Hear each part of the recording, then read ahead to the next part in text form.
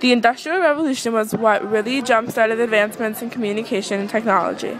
In the early 1800s, the wireless telegraph came out and created the first worldwide wire system, which made it soon become the fastest system for carrying news and messages of that time. The telegram led to more improved and updated newspapers as well. Also, in 1837, a man from England, Rowland Hill, invented the first postage stamp. Nowadays, we can get news or talk to somebody instantly over the phone by texting or calling, or over the internet using websites such as Facebook and Twitter. We also use email in place of mailing letters. Other important inventions were the phonograph, which was the first machine able to record and repeat sound for music, whereas now we have iPods and MP3 players.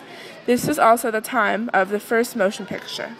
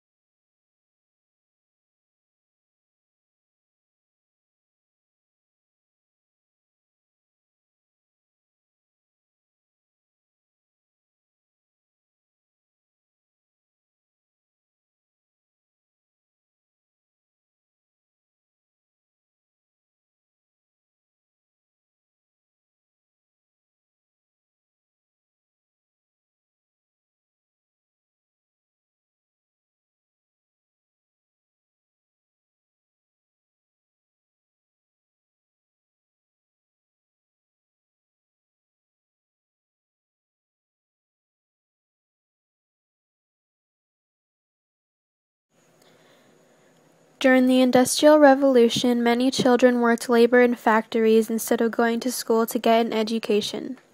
Money was tight for many families, so children had no choice but to work to help put food on the table. The schools and education were very different than they are today. The schools only had one classroom and all the kids were taught together.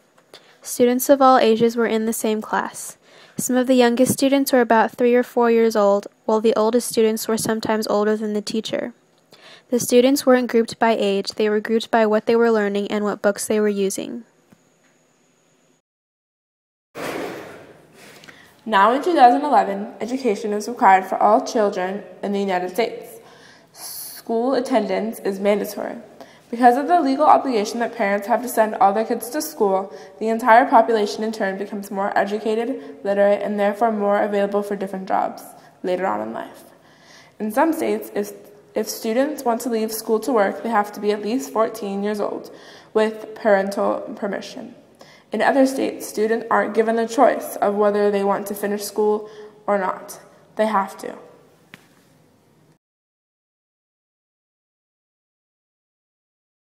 Excuse me, do you have an extra quarter I can borrow for the train? I forgot my money at home. Oh, of course. Thank you. Transportation was one of the most crucial elements during the Industrial Revolution and to economic development as well. So crucial, it became more critical with westward expansion. The need to unite the former 13 colonies into the United States began sprouting into the minds of many Americans. Methods of traveling, such as by steamboats and railroads, were a few of the signs that urbanization was well on its way to transform the nation. Amongst all of these ways of traveling, going about by train was not only the fastest way to get to a destination, but the most popular. The government made generous land grants and loans to railroad companies. By 1856, railroads extended west to the Mississippi River. Over a decade later, crowds across the United States awaited the combining of the Central Pacific and Union Pacific Railroads in Utah. This became known as the first transcontinental railroad. The rapid spread of railroad lines also helped establish new markets and offered rich opportunities for both visionaries and profiteers. Currently, in modern times, the most popular means of traveling is by public bus or simply by an automobile. In 2007, 812 million people in the world owned a car.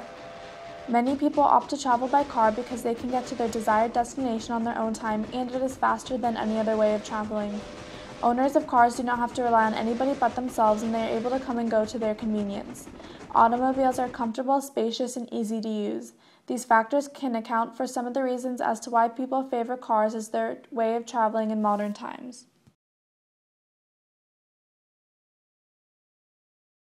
Excuse me, do you have an extra Tomorrow, you 25 cents that I can borrow for the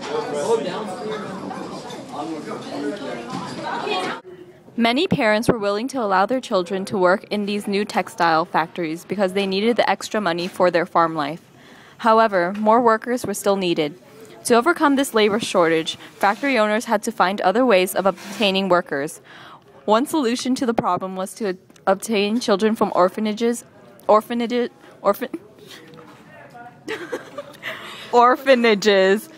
workhouses.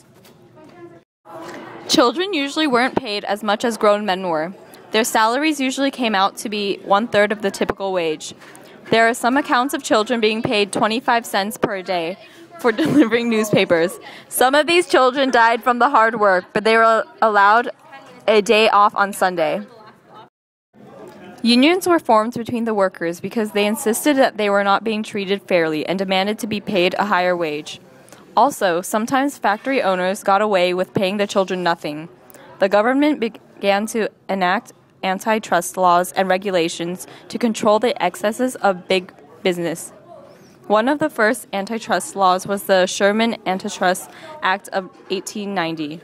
It was created to prevent corporate trusts, monopoly enterprises formed to reduce competition and allow one business to control the price of a product or service. Laws such as the Fair Labor Standards Act, which was enacted in 1938, mandated the maximum 8-hour workday and 40-hour workweek. Economic growth was soaring along with increases in workers' incomes.